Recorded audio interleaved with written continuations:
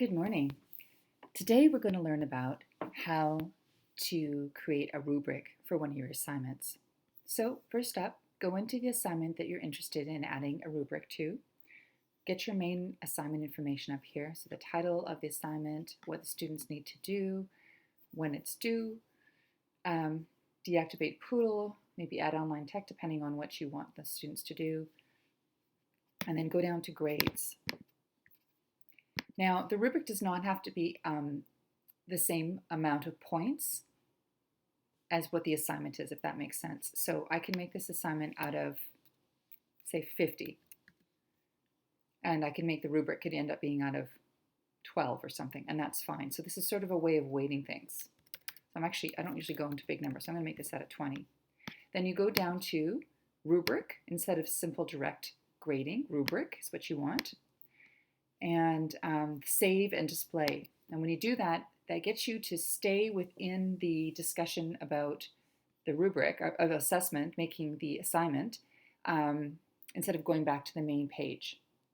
Then you've got two options here for the rubric. There's keeping it rubric. You can define a new grading form, so you can create your own brand new rubric, or you can look at what somebody else has done. So Moodle is populated with some sort of generic rubrics that you can check out. I don't know how up to date they are in terms of the new curriculum, but you could always click on that and see. So I'm going to click on that. Also, in the future, when you do create a rubric, you can include your own form. So I have a lot of rubrics that I've made over the years, so I could include that one and just search up something I'm interested in. But let's just look and see what they have. So there's an ESL level 1 where they've got a 3-point scale going on. If you scroll down, there's probably there's another shared 2 level one. Again, it's a 3-point scale, not ideal with the new curriculum, which is out of 4. So you know what? I've decided I'm going to make my own rubric. So I'm going to go back. I could have just gone backspace to get to where I want to be. And I'm going to say define new grading form from scratch. But click on that. What's the name of the rubric? I'm going to say poetry rubric. I'm not going to worry about my spelling here. Then this tells you what the rubric is for, assessing poetry portfolio. Then here is your rubric.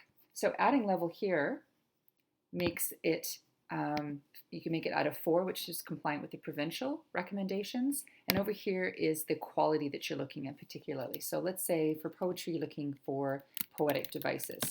Okay, you can add that. And then here would be, I guess you could use the language for the curriculum. You say whatever you're looking for here, whatever you're looking for here. So what makes this 4 out of 4 in a sense? Then if you want to make another thing, let's say in addition to poetry, in addition to poetic language, you want to add format. So you can do format or whatever. And again, your 4 points, you can make it more if you want. You can make it 6 or 8 or whatever. They can be different.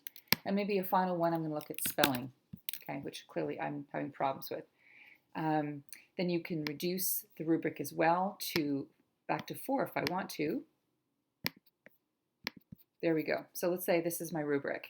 I can check it over and then scroll down here, save as rubric and make it ready. I usually do that instead of save as draft. Then I get to see what's happening. Now it's having a problem with this because I actually didn't put something in all these different areas. So it makes sure it insists that we put something in each of the windows because otherwise the rubric's not complete, right? And save and make ready. And the rubric is ready to go. Okay? Now you can always go back in and edit it and then say you change something like, oh, I made a mistake over here. You can change it and then save it again.